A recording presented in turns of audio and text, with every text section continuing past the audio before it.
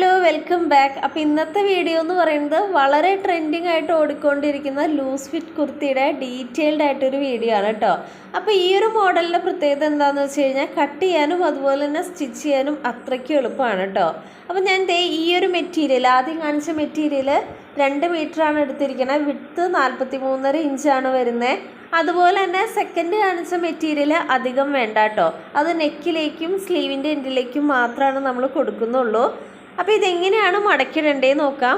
അതുപോലെ തന്നെ ഇത് ചെയ്തെടുക്കാനോ സ്റ്റിച്ച് ചെയ്യാനോ ഒക്കെ അത്രയും സിമ്പിളാണ് കേട്ടോ. ഒരു 10-15 മിനിറ്റ് ഉണ്ടെങ്കിൽ ഇത് കട്ട് ചെയ്യലും കഴിയും സ്റ്റിച്ച് ചെയ്യലും കഴിയും കേട്ടോ. അപ്പോൾ ഇതെങ്ങനെയാണ് മടക്കിടേണ്ടതെന്ന് നോക്കാം. എൻ്റെ കയ്യിലുള്ള ഈ ഒരു മെയിൻ മെറ്റീരിയൽ ആദ്യമേ തന്നെ നീളത്തിൽ ഇതുപോലെ ജസ്റ്റ് ഒന്ന് ഹാഫായിട്ട് മടക്കി കൊടുക്കുന്നുണ്ട്. ഇനി ഇതിനെ വീണ്ടും ഒന്നും കൂടി ഹാഫായിട്ട് മടക്കി കൊടുക്കും. അപ്പോൾ ഈ ഒരു രീതിയിലാണ് കേട്ടോ ഞാൻ ഇവിടെ തുണി 4ആയിട്ട് മടക്കി കൊടുത്തിരിക്കണേ. അപ്പോൾ ഈ ഒരു വീഡിയോയിൽ കാണുമ്പോൾ നിങ്ങൾക്ക് ക്ലിയർ ആവുണ്ടെന്ന് വിചാരിക്കുന്നു. അപ്പോൾ ഞാൻ കാണിച്ച പോലെ തുണി 4ആയിട്ട് മടക്കി ഇട്ടിട്ടുണ്ട്. അപ്പോൾ ഈ ഒരു മെറ്റീരിയലാണ് കേട്ടോ നമ്മൾ നെക്കിലേക്കും സ്ലീവിലേക്കും കൊടുക്കുന്നത്. അപ്പോൾ ഇതങ്ങ് മാറ്റി വയ്ക്കാം. ഞാൻ ജസ്റ്റ് ഒന്നുകൂടി പറഞ്ഞുതരാം.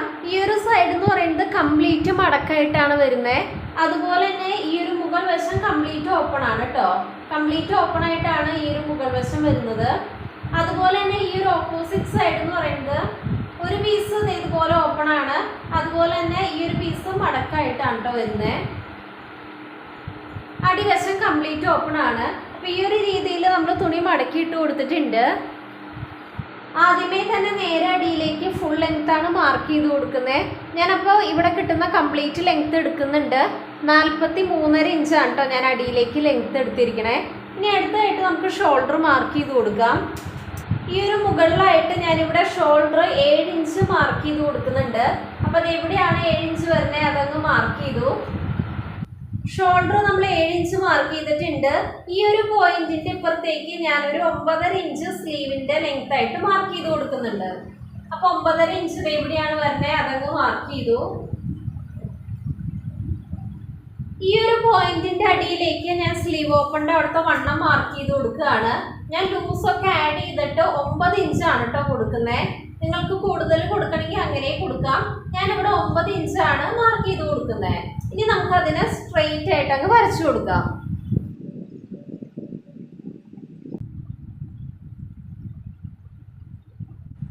ഒമ്പത് ഇഞ്ച് സ്ട്രെയിറ്റ് ആയിട്ട് വരച്ചു കൊടുത്തിട്ടുണ്ട്. ഇനി അടുത്തതായിട്ട് നമ്മൾ ഷോൾഡർ മാർക്ക് ചെയ്തില്ലേ, ഈ ഒരു പോയിന്റിന്റെ അടിയിലേക്ക് ഞാൻ ആം ഹോളിന്റെ ഇറക്കവും 9 ഇഞ്ച് തന്നെയാണ് മാർക്ക് ചെയ്ത് കൊടുക്കുന്നത്. അല്പം ലൂസായിട്ടാണ് കേട്ടോ ഇവിടെ മാർക്ക് ചെയ്യുന്നത്. ആ ഒരു 9 ഇഞ്ച് ഞാനിവിടെ മാർക്ക് ചെയ്ത് കൊടുത്തു. ഇനി അടുത്തതായിട്ട് ഈ ഒരു പോയിന്റും നമുക്കങ്ങ് കണക്ട് ചെയ്തങ്ങ് വരച്ചു കൊടുക്കാം കേട്ടോ.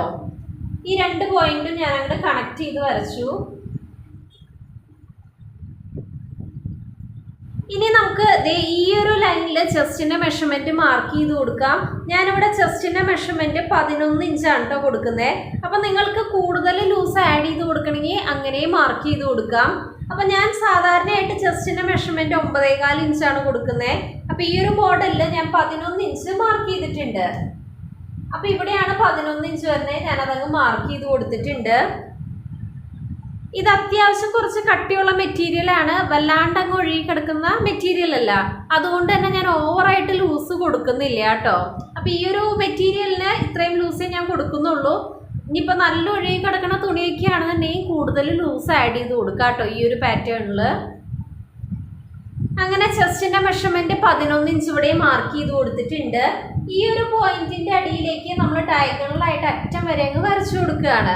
നമ്മളിനി വേറെ മെഷർമെന്റ്സ് ഒന്നും മാർക്ക് ചെയ്ത് കൊടുക്കുന്നില്ല കേട്ടോ. അപ്പൊ നമുക്കിനി ഈ ഒരു പോയിന്റിൽ നിന്ന് അറ്റം വരെ ഒന്ന് ഡയഗണലായിട്ട് വരച്ചു കൊടുക്കാം.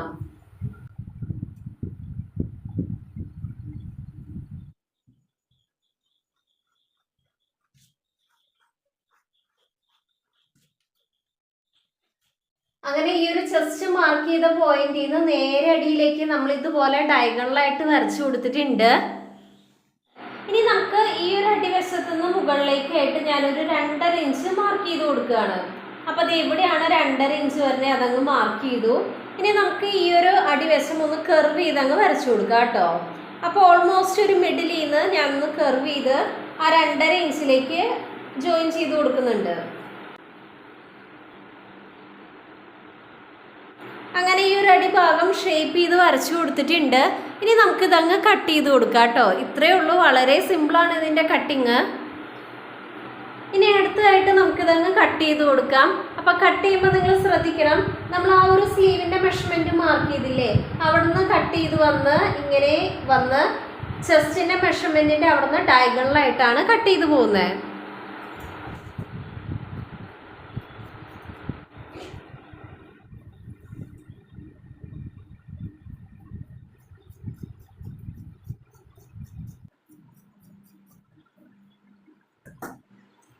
അങ്ങനെ അതേ സിമ്പിളായിട്ട് നമ്മളിത് കട്ട് ചെയ്തെടുത്തിട്ടുണ്ട്. ഇനി അടുത്തതായിട്ട് നമുക്ക് നെക്കങ്ങ് കട്ട് ചെയ്തെടുക്കാം കേട്ടോ. ഇനി അടുത്തതായിട്ട് നമുക്ക് നെക്ക് മാർക്ക് ചെയ്ത് കൊടുക്കാം. അപ്പം നെക്ക് മാർക്ക് ചെയ്യാനായിട്ട് ഞാൻ ഇതുപോലൊരു പീസ് മെറ്റീരിയൽ എടുത്ത് കൊടുത്തിട്ടുണ്ട്.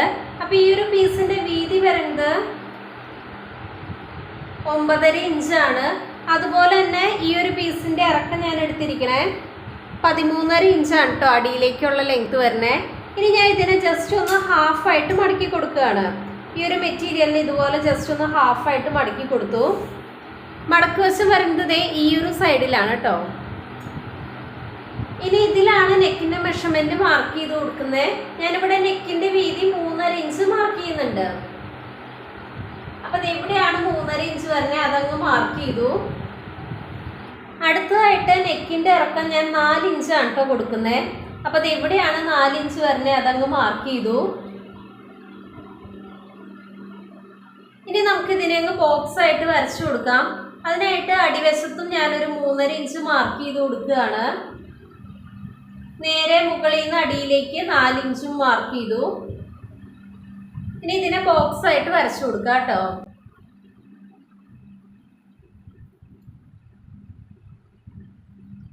ഇനി ഞാൻ ഇതിൽ റൗണ്ട് ഷേപ്പാണ് കേട്ടോ വരച്ചു കൊടുക്കുന്നത്. അപ്പോൾ ഈ ഒരു ബോക്സിൻ്റെ ഉള്ളിൽ എനിക്ക് വേണ്ട നെക്കിൻ്റെ ഷേപ്പ് അങ്ങ് മാർക്ക് ചെയ്ത് കൊടുക്കുകയാണ്.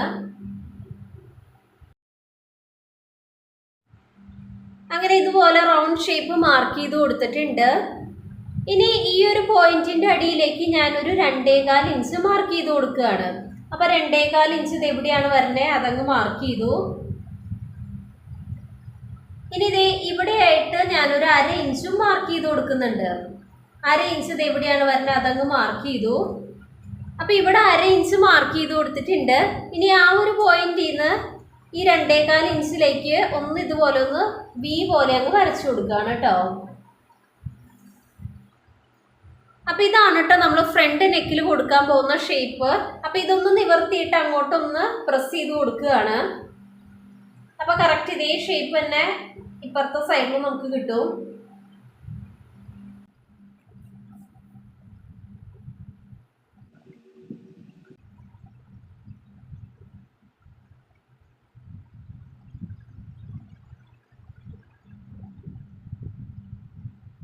അങ്ങനെ ഫ്രണ്ട് നെക്കിൻ്റെ ഷേപ്പ് ഇവിടെ മാർക്ക് ചെയ്ത് കൊടുത്തിട്ടുണ്ട്.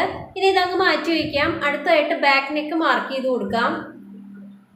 ഫ്രണ്ട് നെക്കിലേക്ക് കൊടുത്ത സെയിം മെഷർമെൻറ്റിൽ തന്നെയാണ് ബാക്കിലേക്ക് കൊടുക്കാനുള്ള തുണിയും കട്ട് ചെയ്തിരിക്കണേ.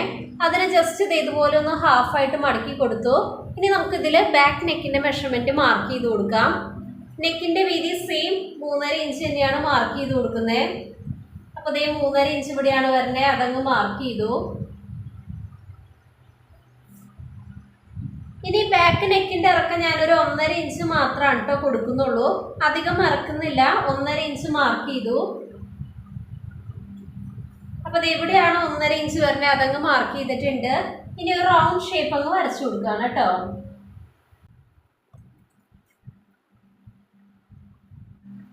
അങ്ങനെ ബാക്ക് നെക്കിൻ്റെ ഷേപ്പും മാർക്ക് ചെയ്തിട്ടുണ്ട്.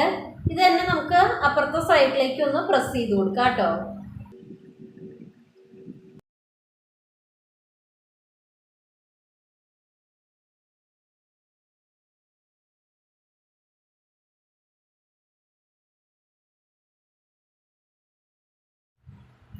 അങ്ങനെ ബാക്ക് നെക്കും നമ്മൾ മാർക്ക് ചെയ്തെടുത്തിട്ടുണ്ട്. ഇനി ഇതങ്ങ് മാറ്റി വയ്ക്കുക കേട്ടോ.